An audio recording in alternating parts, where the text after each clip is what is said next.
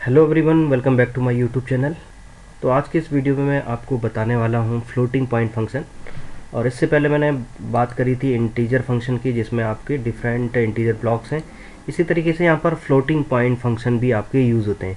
अब देखो दोस्तों, फ्लोटिंग पॉइंट क्या होता है कि ऐसे वैल्यूज़, ऐसे नंबर्स जिनमें डेसिमल डिजिट्स भी होती है, लाइक 12.5, 3.5, 3.6, इस टाइप की जो डिजिट्स होती है, उनको आप कैसे ऐड करोगे। अगर आप उनको इन ब्लॉक्स में रखोगे तो वो इनको जो डेसिमल डिजिट्स हैं, यानी कि जो फ्लोटिंग पॉइंट वैल्यू होती है, ये इंटीजर ब्लॉक उनको रिजेक्ट कर देते हैं, यानी कि नेगलेक्ट कर देते हैं, और केवल इंटीजर वैल्यू को ही ये ऐड करते हैं। इंटीजर वैल्यू मीन्स कि जो आपकी एक कंप्लीट नंबर होता है, जैसे 10, 12, 13, इस टाइप के नंबर। लेकिन अगर हमारे पास में सपोज दैट हमें कुछ वैल्यूज़ को ऐड करना है, सपोज दैट किसी कंटेनर से हमें कोई लिक्विड का मेजरमेंट लेना है, तो सपोज दैट वो 12.3 लीटर आ रहा है या 4.5 लीटर आ रहा है, और दो टैंक से हमें अलग अलग करके उसको जोड़ना है, तो उसके लिए हमें फ्लोटिंग पॉइंट फंक्शन की ज़रूरत पड़ेगी, जिसमें हम रियल ब्लॉक को यूज़ करते हुए add real, add subtract real, multiple real, division real, सारे रियल ब्लॉक को यूज़ करके हम इस तरीके के फंक्शन परफॉर्म करा सकते हैं। अब यहाँ पर देखिए, इसमें लिखा हुआ add real means this is a real block and the real block contain 32 bit of address. यहाँ पर आपको इनपुट लेना पड़ेगा 32 बिट का, तो मैं यहाँ पर पहला इनपुट ले लेता हूँ MD0। दूसरा इनपुट लेना पड़ेगा आपको MD4। D0 के अंदर 0, 1, 2, 3 चैनल कवर करता है, और 4 के अंदर 4, 5, 6, 7 चैनल कवर करता है। आउटपुट आप ले सकते हो MD8 पर, यानी कि 4 चैनल्स का यहाँ पर गैप रहेगा। टोटल 32 बिट कंटेन होती है एक डबल वर्ड एड्रेस के अंदर। सिमिलरली मैंने subtraction real, multiple real and division real, ABS real blocks को, एब्सोल्यूट ब्लॉक को मैंने यहाँ पर अटैच कर दिया। तो इनको भी फटाफट मैं एड्रेसिंग दे देता हूँ। एड्रेस में सेम दे सकता हूँ इनपुट का, लेकिन आउटपुट मुझे अलग लेना पड़ेगा। यहाँ पर मैं ले लेता हूँ MD12, और इसी तरीके से फटाफट मैं बाकी ब्लॉक्स में भी एड्रेस लगा लेता हूँ। तो यहाँ पर मैंने सारे रियल ब्लॉक को एड्रेस असाइन कर लिया है। अब इस प्रोग्राम को डाउनलोड करके हम लोग चेक करते हैं किस तरीके से हमारे रियल ब्लॉक काम करते हैं। ठीक है, तो यहाँ पर आप देख सकते हैं इनपुट मुझे यहाँ पर फीड करना है। इनपुट यहाँ पर 32 बिट के फॉर्म में जाएगा, यानी कि लॉन्ग डेटा, आप लॉन्ग रेंज तक के डेटा को यहाँ पर ऐड कर सकते हैं। तो मैं यहाँ पर इनपुट लिख लेता हूँ MD0। यहाँ पर मैं इनपुट वैल्यू पुट कर देता हूँ, मैंने लिखा 12.5। तो आप देख सकते हैं यहाँ पर, तो यहाँ पर मुझे सही डेटा टाइप लेना पड़ेगा ताकि मैं सही इनपुट सही फॉर्मेट में ले सकूँ, क्योंकि ये रियल ब्लॉक है, और रियल ब्लॉक के लिए आपको सिमुलेटर में रियल डेटा टाइप लेना होता है। तो मैं यहाँ पर 12.5 ले लेता हूँ अगेन। आप देख सकते हैं यहाँ पर 12.5 एंड इन रियल फॉर्मेट मैं ऐड करना चाहता हूँ इसको 2.5 से। तो आप देख सकते हैं कि 12.5 प्लस 2.5 इक्वल टू 15। तो यहाँ पर ऐड होकर के यार आपका वैल्यू 15, और मैं यहाँ पर कुछ वैल्यू, सपोज दैट मैं कुछ और वैल्यू लेता हूँ, 2.8 ले लेता हूँ। तो यहाँ पर आप देख सकते हैं कि आउटपुट आपका रियल फॉर्मेट में आ रहा है, और इनपुट को भी रिसीव कर रहा है फ्लोटिंग पॉइंट वैल्यू में, तो 12.5। लेकिन अगर मैं इंटीजर ब्लॉक के अंदर इस ब्लॉक में 12.5 लूँगा, तो ये 0.5 वैल्यू को नेगलेक्ट कर देता है और केवल इंटीजर वैल्यू यानी कि 12 को रिसीव करेगा। इस तरीके से नीचे देखते हैं सब्सट्रैक्शन ब्लॉक में 12.5 और दूसरा इनपुट है 2.8, सब्सट्रैक्ट होकर के वैल्यू आ रही है हमारी 9.7। तो अगेन मल्टीप्लाई ब्लॉक को देखते हैं, 12.5 multiply by 2.8 equal to 35। And again division block आप देख सकते हैं, 12.4 divide by 2.8 equal to 4.46। And ABS block, what is ABS? ABS means absolute block. Absolute block का काम होता है कि इनपुट पर जो भी वैल्यू आती है, सपोज दैट मैं इनपुट पर यहाँ पर 2.5, तो आउटपुट पर भी आप देखेंगे 2.5 आ रहा है। ठीक है, ये एक रियल ब्लॉक है। फ्लोटिंग पॉइंट फंक्शन के अंदर जितने भी ब्लॉक आपको यहाँ पर नज़र आ रहे हैं, ये सारे ब्लॉक आपके रियल ब्लॉक हैं। रियल ब्लॉक मीन्स ये सारे ब्लॉक आपके फ्लोटिंग पॉइंट वैल्यू को रिसीव कर सकते हैं और 32 बिट ऑफ मेमोरी एड्रेस को कंटेन करते हैं। एब्सोल्यूट ब्लॉक का काम है, अगर मैं यहाँ पर कोई नेगेटिव नंबर लेता हूँ, सपोज दैट मैंने लिया -2.5, तो जैसे ही मैं इनपुट -2.5 करता हूँ, तो रिजल्ट हमेशा मेरा +2.5 ही होगा। एब्सोल्यूट ब्लॉक का काम है, कोई भी नेगेटिव नंबर आता है या पॉजिटिव नंबर आता है, ऑलवेज वो आउटपुट को पॉजिटिव नंबर में ही रिप्रेजेंट करेगा। तो यहाँ पर मैंने नेगेटिव नंबर लिया -2.5, तो रिजल्ट में आया मेरा +2.5। तो नेक्स्ट ब्लॉक है हमारा स्क्वायर रूट ब्लॉक। इस ब्लॉक का काम क्या है कि इसके इनपुट पर जो भी नंबर आएगा वो स्क्वायर रूट वैल्यू, जैसे √4 इक्वल टू 2 होता है, तो उसी तरीके से जैसे सपोज दैट मैं यहाँ पर 4 वैल्यू रख देता हूँ, 4, तो इसका स्क्वायर रूट कितना होता है 2 होता है। इसी तरीके से मैं 9 रख देता हूँ यहाँ पर, तो स्क्वायर रूट कितना होता है 3। इसी तरीके से आप कोई डेसिमल डिजिट या फ्लोटिंग पॉइंट वैल्यू भी रख सकते हैं। तो मैंने लिखा 12.5, इसका अंडर रूट आ जाएगा आपका 3.5353। तो अगर आपको पीएलसी प्रोग्राम में कब इस तरीके के मैथमेटिकल ऑपरेशन की ज़रूरत पड़ती है तो आप इन सारे फ्लोटिंग पॉइंट फंक्शन को यूज कर सकते हैं। इसी के बाद आता है आपका स्क्वायर। इन दोनों में क्या अंदर है, अगर मैं एम डी की वैल्यू 2 ले ली, सपोज दैट मैं एम डी ज़ीरो की वैल्यू यहाँ पर 4 ली मैंने, इसका मतलब होता है under root of 4, this is your square root which is equal to 2। Okay, और स्क्वायर रूट का मतलब, स्क्वायर का मतलब है यहाँ पर अगर मैं इसका इनपुट ले लेता हूँ 4, तो इसका जो आंसर आएगा आपका 4 का square equal to 16। This is the difference between square root and square block. तो यहाँ पर मैं कोई वैल्यू ले लेता हूँ, सपोज दैट मैंने 5 की वैल्यू ली, तो रिजल्ट आ गया आपका 25 और 5 का स्क्वायर रूट हो गया आपका 2.23। तो ये थे आपके simple blocks, add, subtract, multiply, division, absolute, square root and okay. इसके बाद नेक्स्ट ब्लॉक है आपका logarithmic block and exponential block. Then इसके बाद आपके ट्रिगोनोमेट्रिक फंक्शन है, इनको भी हम लोग देखेंगे। नेक्स्ट ब्लॉक को डिस्कस करते हैं, लॉगरिथमिक ब्लॉक।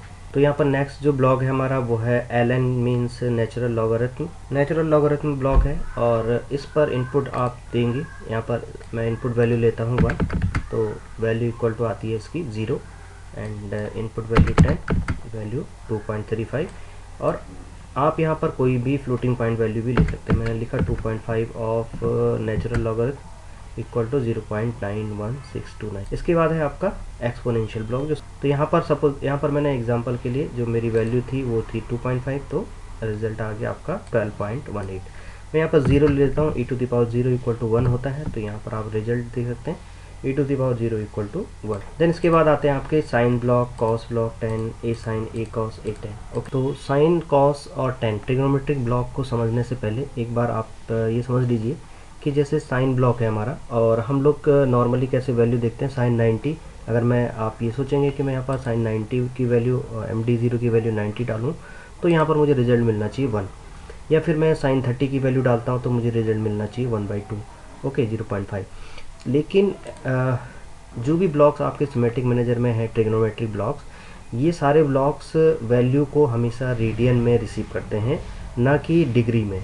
ओके, तो जब भी मैं MD0 पर कोई वैल्यू लूँगा तो वो वैल्यू रेडियन के फॉर्म में इंसर्ट होती है, ना कि डिग्री के फॉर्म में। अगर आप कोई वैल्यू यहाँ पर इंसर्ट कर रहे हैं 90, तो आपको उसको पहले रेडियन में कन्वर्ट करना पड़ेगा और देन आप यहाँ पर उसकी वैल्यूज़ आपको यहाँ पर मिल सकती है।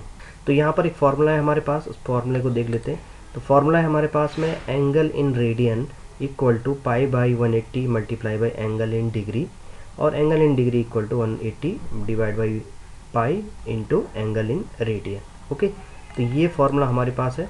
इस फार्मूले के हिसाब से हम लोग जो भी इनपुट रखेंगे, पहले हम लोग यहाँ पर इसको कन्वर्ट करेंगे, देन हम इनपुट को इंसर्ट करेंगे। ओके, सपोज दैट मुझे यहाँ पर साइन की इनपुट वैल्यू मुझे सपोज दैट 90 रखनी है, तो रिजल्ट मुझे क्या चाहिए, MD4 चाहिए। ठीक है, तो अगर मैं यहाँ पर 90 रख देता हूँ,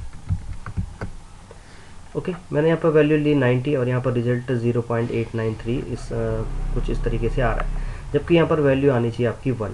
ओके, क्योंकि ये जो MD0 है ये 90 इन डिग्री नहीं है, इन टर्म्स ऑफ रेडियन होता है। तो सबसे पहले आपको इसको कन्वर्ट करना होगा रेडियन में। तो हमारे पास एक फॉर्मूला है, angle in radian equal to π/180 degree into angle in degree. तो if theta equal to 90 degree, अगर हम इसको इस तरीके से देख लें, ओके, तो ये हो जाएगा आपका π/2, दिस इज π/2, और ये आएगा आपका लगभग 1.5707। ओके, तो एक्चुअल में हमें जो थीटा की वैल्यू है वो 90 पुट नहीं करनी है, वो हमें पुट करना है 1.5707, और देन हम लोग इस तरीके से देख सकते हैं, sine 90 equal to sine 1.5707 in terms of radian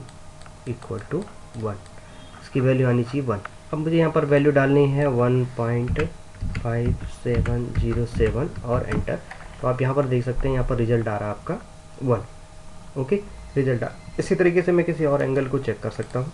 यहाँ पर मैं एक एंगल चेक कर लेता हूँ, theta equal to suppose that 60 degree का मुझे वैल्यू लेना है। ठीक है, तो ये हो जाएगा आपका π/3। तो यहाँ पर π/3 की वैल्यू है वो आ जाएगी आपकी। Okay, this is the value. और अगर मैं यहाँ पर अभी मैं यहाँ पर साइन की जगह पर ले लेता हूँ कॉस।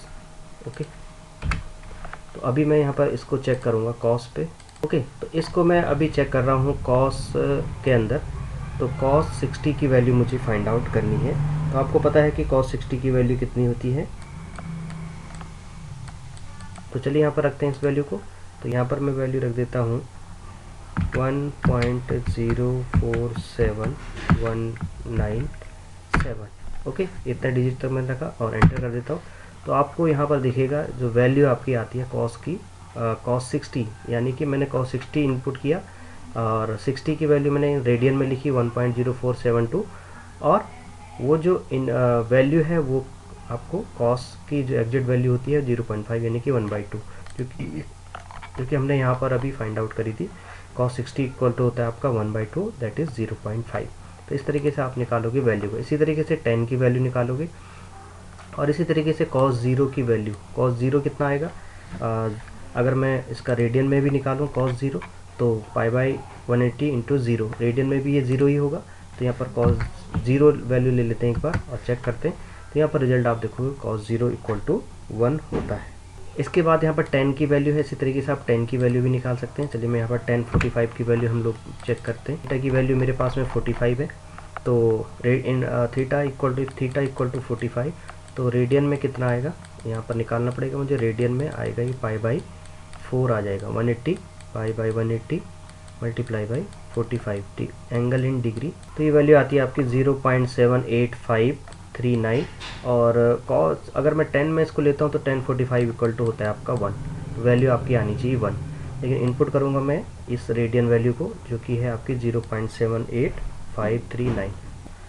ओके, तो ये वाली वैल्यू मैं इनपुट करने जा रहा हूँ 0.78539, 0.78539 और एंटर करते ही आप रिजल्ट चेक करेंगे यहाँ पर, तो वैल्यू आपकी आती है 1। ओके, तो मैंने यहाँ पर 1045 को पहले रेडियन में कन्वर्ट किया, देन इस रेडियन वैल्यू को मैंने यहाँ पर इंसर्ट किया और रिजल्ट मेरा आ गया 1। ओके, करेक्ट है। इसी तरीके से ए साइन, ए कॉस, ए टेन की वैल्यू भी आप फाइंड आउट कर सकते हैं।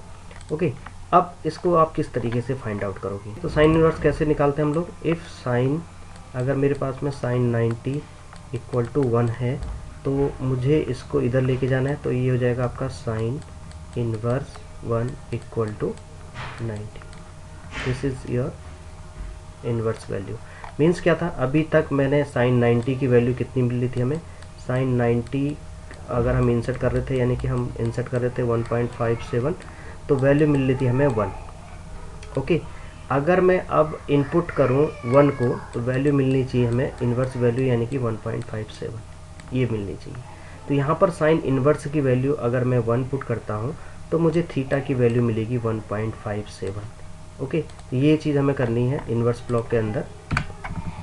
तो यहाँ पर मैं पहले साइन ब्लॉक लगा देता हूँ और फिर यहाँ पर ए साइन ब्लॉक भी यूज़ कर लेते हैं। ओके, तो यहाँ पर मैंने दोनों ही ब्लॉक यूज़ कर लिए हैं, साइन ब्लॉक और ए साइन ब्लॉक। तो साइन ब्लॉक में हमने क्या किया था, इनपुट जब हम ले रहे थे तो यहाँ पर वैल्यू मैंने 90 की पुट करी थी, वो थी 1.57 और मेरा रिजल्ट जो था 1 आया था, यहाँ पर वैल्यू 1 आई थी। तो ए साइन ब्लॉक के अंदर अगर मैं इस आउटपुट वैल्यू को ए साइन ब्लॉक के इनपुट पर ले लूँ तो मुझे जो आंसर है वो क्या मिलना चाहिए, 90 मिलना चाहिए। ठीक है, क्योंकि साइन इनवर्स 1 इक्वल टू होता है 90। यहाँ पर आपने देखा साइन इनवर्स 1 इक्वल टू 90 होता है। ओके, तो ये जो वैल्यू है मुझे ये वैल्यू मिलनी चाहिए। तो 90 के फॉर्म में तो मिलेगी नहीं, तो वो 90 कन्वर्ट हो करके आपको रेडियन में उस वैल्यू को शो करेगा। यानी कि अगर मैं यहाँ पर इनपुट कर रहा हूँ 1.57, रिजल्ट मेरा आ रहा है साइन ब्लॉक के अंदर 1, जो कि साइन 90 की वैल्यू होती है। लेकिन अगर मैं इस 1 वैल्यू को इनपुट करूँ ए साइन के अंदर, a sine means sine inverse block, तो यहाँ पर मुझे रिजल्ट आना चाहिए साइन 90 यानी कि 1.57। तो मैं यहाँ पर क्या करता हूँ, यहाँ पर वैल्यू में डाल देता हूँ 1 और एंटर। तो आप यहाँ पर देखेंगे रिजल्ट आ रहा है आपका 1.57। ठीक है, तो ये है आपका साइन ब्लॉक। इसी तरीके से आप साइन 60 की वैल्यू यहाँ पर डालो, देन यहाँ पर जो भी रिजल्ट आएगा उसको यहाँ पर इनपुट करेंगे तो वापस आपको यही वैल्यू मिल जाएगी। जैसे यहाँ पर मेरे पास एक और एंगल है साइन 60, तो इसके लिए जो मेरा वैल्यू है वो है 1.047 1.04719 और एंटर कर देते हैं। तो यहाँ पर साइन 60 की जो वैल्यू है वो है रेडियन में 1.047 और साइन 60 की जो वैल्यू आती है वो आती है √3/2। तो √3/2 को अगर आप सॉल्व करेंगे तो ये 0.866022 के लगभग आएगा। अगर मैं इस MD8 पर ए साइन ब्लॉक पर 0.866022 इंसर्ट कर देता हूँ और एंटर कर देता हूँ तो आपको रिजल्ट में क्या मिलेगा, MD0 की जो वैल्यू है यानी कि जो साइन 60 की जो वैल्यू है रेडियन में वही आपको मिल जाती है। यानी कि ये जो वैल्यू है, ये जो इनपुट आपने किया था वही मुझे यहाँ पर आउटपुट मिल गया क्योंकि ये ए साइन ब्लॉक है। ओके, तो डिफरेंस आपको पता चल गया होगा इसमें। इसी तरीके से ए कॉस के अंदर भी आप इसको चेक कर सकते हैं और इसी तरीके से A10 के अंदर भी आप इसको चेक कर सकते हैं। ओके, तो फ्रेंड्स ये था आपके फ्लोटिंग पॉइंट फंक्शन। इसके बाद मैं आपको बताऊंगा मूव एंड प्रोग्राम कंट्रोल और बहुत सारे कुछ और ब्लॉक्स हैं यहाँ पर, इनको डिस्कस करेंगे। वीडियो आपको अच्छी लगी हो तो वीडियो को लाइक ज़रूर कीजिए, सब्सक्राइब कीजिए और शेयर करना ना भूलें। आपके लिए इस तरीके की वीडियो हम आगे भी लेकर आते रहेंगे।